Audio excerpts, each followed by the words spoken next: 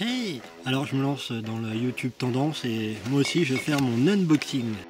Un magnifique colis de 6 bières Lancelot, brassées par la brasserie de Lancelot qui se trouve au Roc Saint-André, cinquantaine de bornes de Rennes.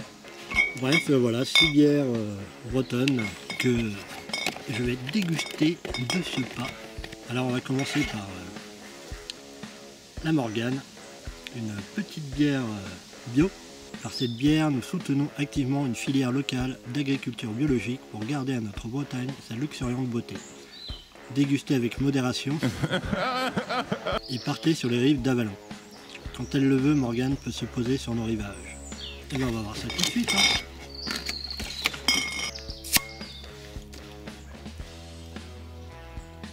Bonne petite odeur déjà. Ouais, on sent bien le côté bio quoi. Je suis pas super fan mais elle est pas mauvaise du tout. Par contre il va falloir manger avec. Petit saucisson aux noisettes.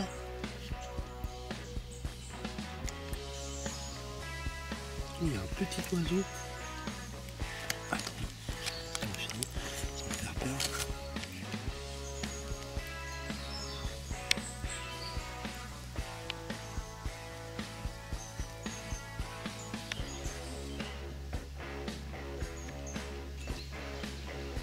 « 5,5 volts, ça va.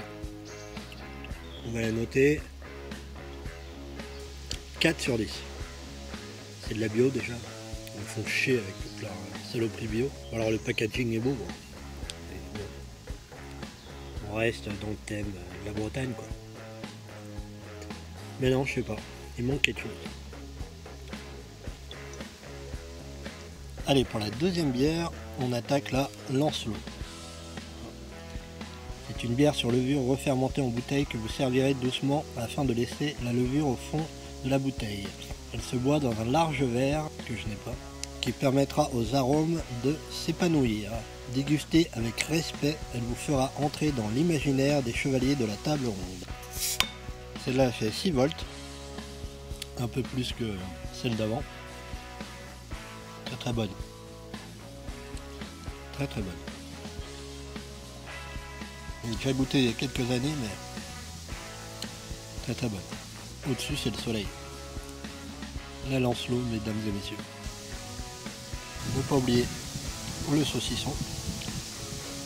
Toujours. Alors, regardez quand même derrière quoi je mange.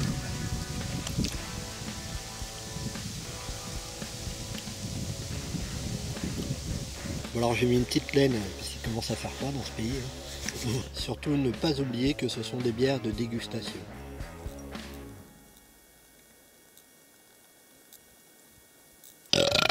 Et qui dit dégustation dit saucisson. Avant d'ouvrir la troisième bière, saucisson à l'ail.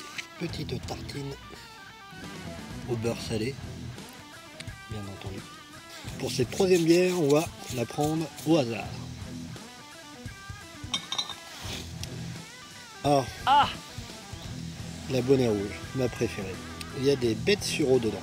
Packaging magnifique, avec un petit peu d'histoire dessus. Celle-là, elle fait 5,5. On baisse un petit peu dans le vol. Alors là, il y a du breton, mais je ne suis pas assez ivre pour pouvoir le lire. En 1675, les Bretons se révoltèrent contre le pouvoir royal qui imposait de nouvelles taxes sans l'accord du Parlement de Bretagne. Les révoltés choisirent comme signe de ralliement le célèbre bonnet rouge, symbole de la liberté. Alors celle-là, je la kiffe. Avant de l'ouvrir, je vais lui mettre un 9 sur 10.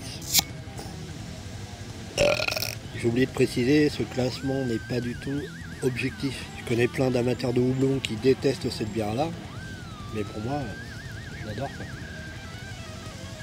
Ce coffret, vous pouvez le trouver un petit peu partout en Bretagne, mais aussi en région parisienne.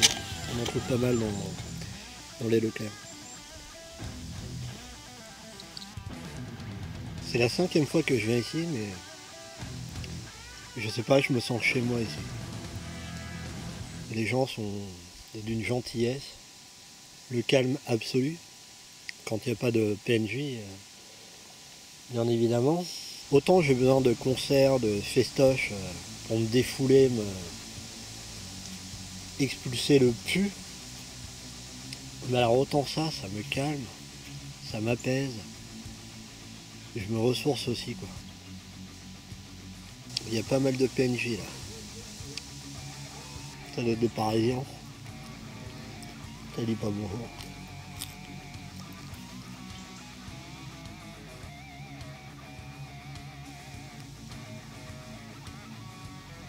Et de 3.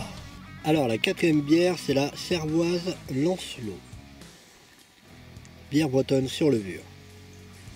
Bière traditionnelle gauloise, c'est une bière sur levure de 6 degrés d'alcool. Produite à partir d'orge maltais, elle est aromatisée avec 7 plantes et un peu de miel qui lui donne un arôme exceptionnel. On verra. Ne dépassez pas la dose de 2 ou 3 coupes de cervoise, ainsi le ciel ne vous tombera pas sur la tête par toute la tisse. Petite référence BD-tesque, c'est parti, concert.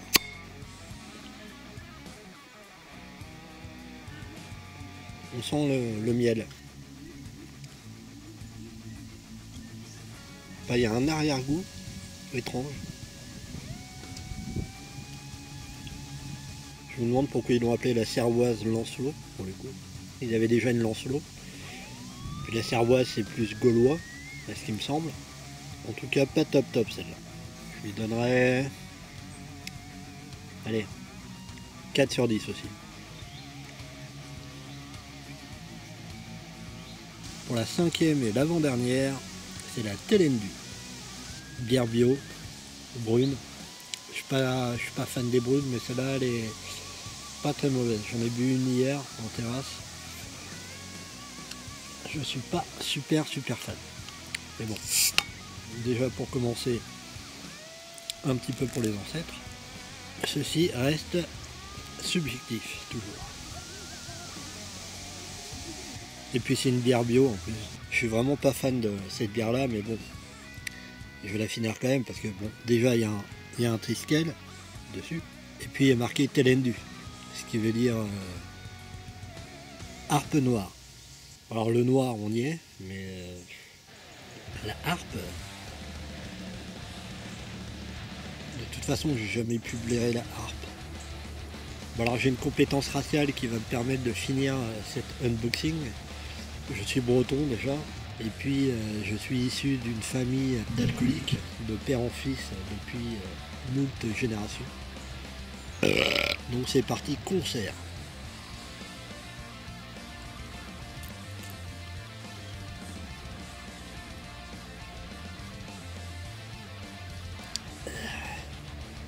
La Telendu est finie-tu.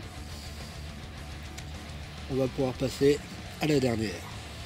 Avant d'ouvrir cette sixième et ultime bière de ce coffret Lancelot, je me dois de vous présenter ce petit camembert affiné au Calvados.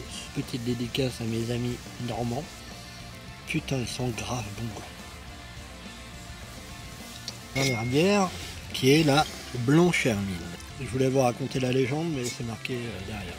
Le roi breton Conan ou Conan Mériadec découvrit au cours d'une partie de chasse une hermine blanche au bord d'un ruisseau fangueux.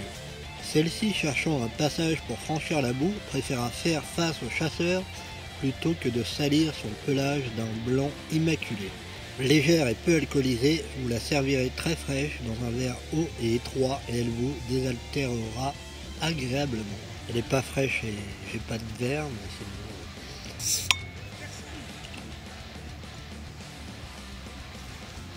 Alors c'est vrai, elle est pas très forte, elle est à 4 volts, ce qui est très bien pour une blanche. Elle est très cool.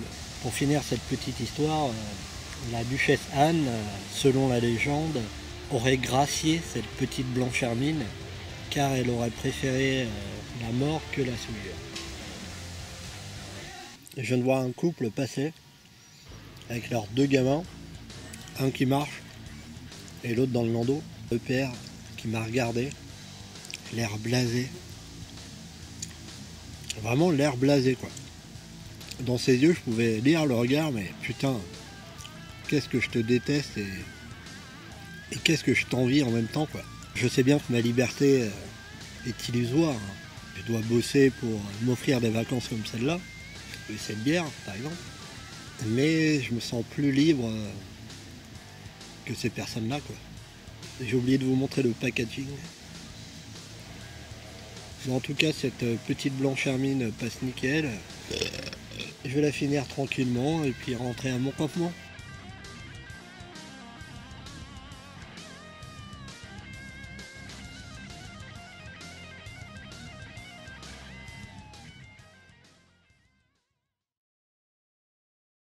Si commence le roman de Merlin, qui en tout lieu où demeure roi chevalier, estoit recherché et aimé, plus que tout autre ouvrage, il plaît toujours et plaira, tant que le monde durera. C'est en 1820 que commence l'histoire de ce lieu, quand un juge de Montfort affirme que Merlin aurait été enterré à Brocéliande à la fin du 5e siècle. En 1889, Félix Bellamy entreprend des recherches et découvre alors ce monument mégalithique en bordure de champs. À cette époque, il s'agit encore d'une allée couverte du néolithique composée de 8 dalles de schiste rouge.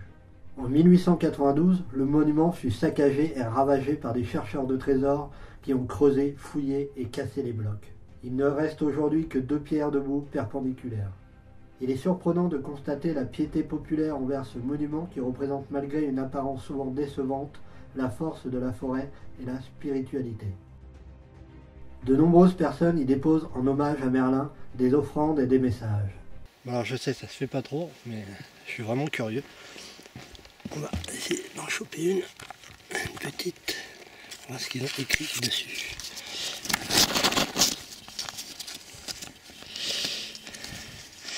Merci.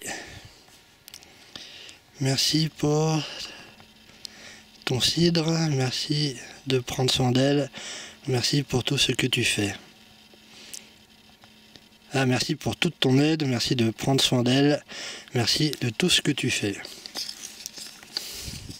Très intéressant.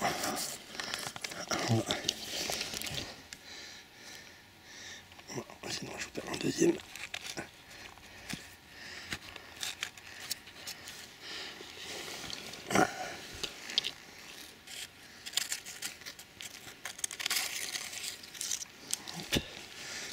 Alors, qu'est-ce que ça dit? Je veux mon papier François. Ah, je veux mon papier français. D'accord. Eh bien, Mouloud,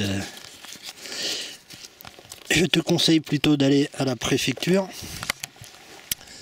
La légende raconte que la fée Viviane enferma Merlin dans une prison d'air magique. En réalité, il est inexact de parler de tombeau puisque Merlin n'est pas mort. Il est juste endormi. Son esprit erre toujours dans Brocéliande.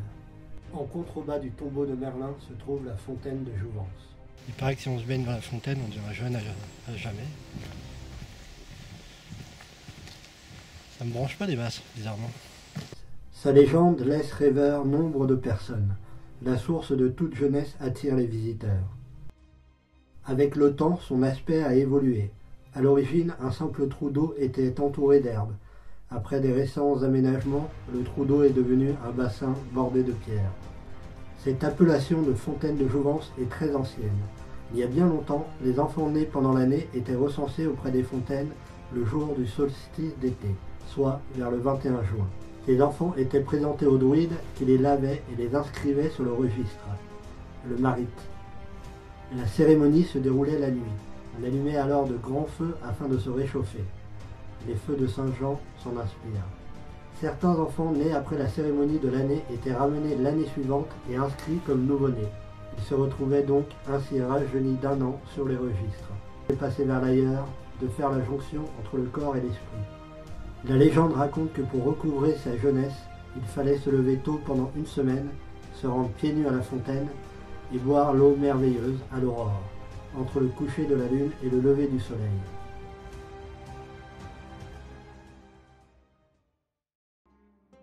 C'est mon dernier jour à Pimpon. Je voulais aller voir le château de Tréquesson, mais ça fait une petite trotte quand même. Et j'ai encore mal aux jambes. Donc aujourd'hui ça va être repos. Repos.